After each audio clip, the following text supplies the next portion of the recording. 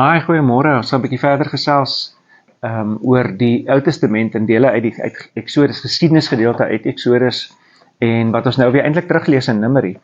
En wat ek regtig glo is vir my belangrik. Ek wil julle saam nooi dat julle saam met my hierdie volgende tyd kan vier op 'n bietjie van 'n ander manier. Want ons gaan saam met die Jode 'n bietjie kyk na die Joodse manier van Pasga vier en die ander feeste wat dan daarna kom. Omdat ek nogal glo, die Ou Testament is waar. Dit sê baie vir ons Nuwe Testamentiese Jesus volgelinge. Maar daar is sekere goeders wat vir my vasgelê is al reeds daardie tyd. Wat baie Christene sê, nee man, dis wetties en whatever.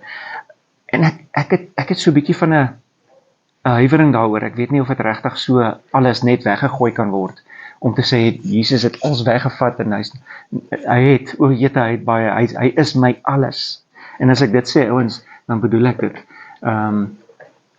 Ek is nou in 'n tyd wat ek net besef, sonder Jesus is ek niks. Ek bedoel niks. Dis al wat ek nog het is Jesus. Al wat ek het.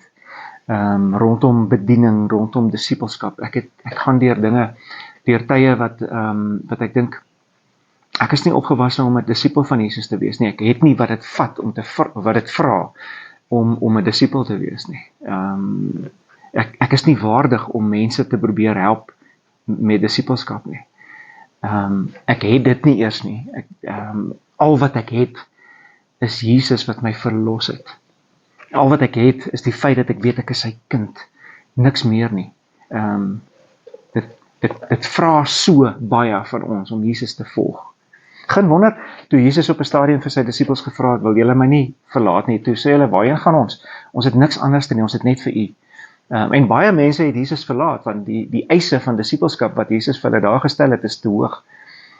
Nou goed, die eise van wat die Vader in die begin vir ons gegee het, en ek dink vir ons Christene ook, is tye, seisoene.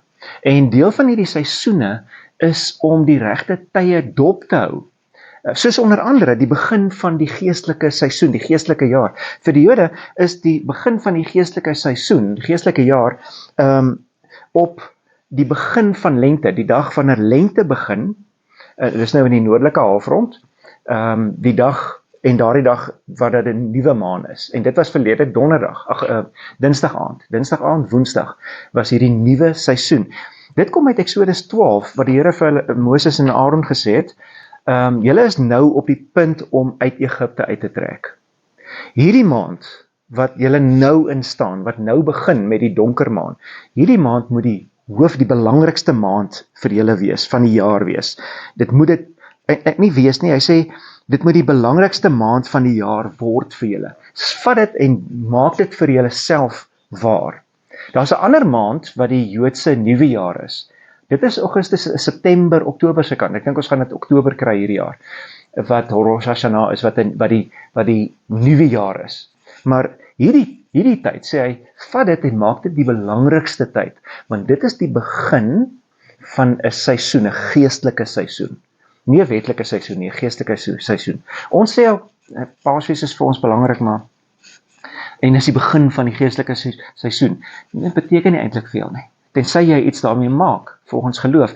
En dis wat die Here vra.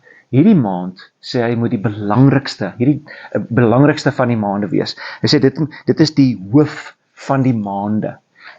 Die belangrikste van die tyd wat voor lê. Daardie woordjie is eintlik so mooi, dit sê iets van swanger wees. Hierdie tyd, hierdie maand is swanger met al God se planne wat hy wil oorvou in jou lewe. Dis 'n seisoen waarmee jy nou begin, en jy begin hierdie seisoen met 'n fees van vryheid. Nou goed, ons gaan hierdie fees van vryheid, ek sal vir julle weer ietsie deurstuur, al is dit net 'n link na goed wat ek verlede jaar gedoen het, dat julle net weer 'n bietjie kan sien hoe die Jode hulle Pasga gevier het, veral die eerste ene, en hoe belangrik is dit vir ons ook in ons tyd. Nou goed, hulle kalender werk anders, hulle werk met 'n maankalender, en hierdie jaar is onder andere 'n skrikkeljaar. Hulle het in 'n 19 jaar siklus, het hulle 7 skrikkeljare. En ons is op hierdie stadium in die 8ste jaar van hierdie skrikkeljaar siklus. 2 jaar gelede was daar 'n skrikkeljaar. Vanjaar is weer 'n skrikkeljaar en nou gaan daar weer 2 jaar oorslaan en dan is daar weer een, so oor 3 jaar. En dan is daar 'n hele maand wat in die kalender ingevoeg word met skrikkeljaar. 'n Hele maand. So daardie jaar is daar 13 maande in die jaar. Dit is ongelooflik. Hulle maande is korter as ons in. So hy vang mekaar weer so hier en daar op. In die 19 jaar siklus vang hy mekaar weer perfek op. Eintlik het hulle agtergekom daar's 'n paar sekonde, maar dis nou baie tegnies. Daar's 'n paar sekondes uit. En hulle sê die Sanhedrin, die Joodse Raad sal daaroor besin in die volgende paar jaar oor hoe hulle dit gaan regstel, net om op hierdie millisekondes in die kalenders weer in te bou. Dis eintlik baie interessant om te lees, maar dis nou baie tegnies. Goed. Kom ons kyk 'n bietjie, wat was belangrik? Ons is nou in hierdie voorbereidingstyd. Die Here het gesê op daardie nuwe maand, die dag toe die nuwe jaar, die nuwe geestelike seisoen begin het. Julle het nou 10 dae om vir julle 'n lammetjie te gaan soek, het hy vir die Jode gesê. Gaan soek hom, trek hom in jou huis in, versorg hom.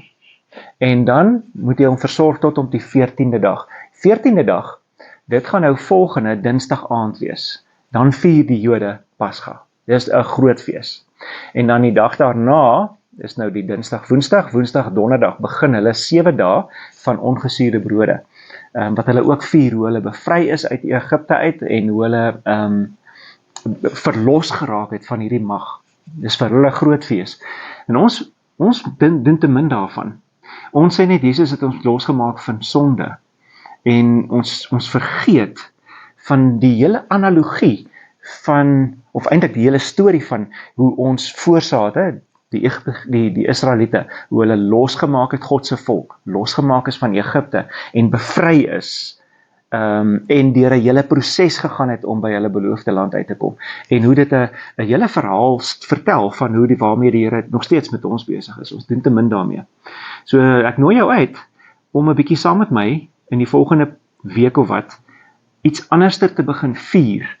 Goed wat ons nou lees en wat ons dink het niks meer met ons te doen nie, maar het ek nogal 'n idee, het meer met ons te doen as wat ons dink. So ek nooi jou uit om 'n bietjie saam met my dit te kom vier. Yes, lees 'n bietjie verder, lees die goeders terug in Deuteronomium ook en geniet dit. Lekker dag verder.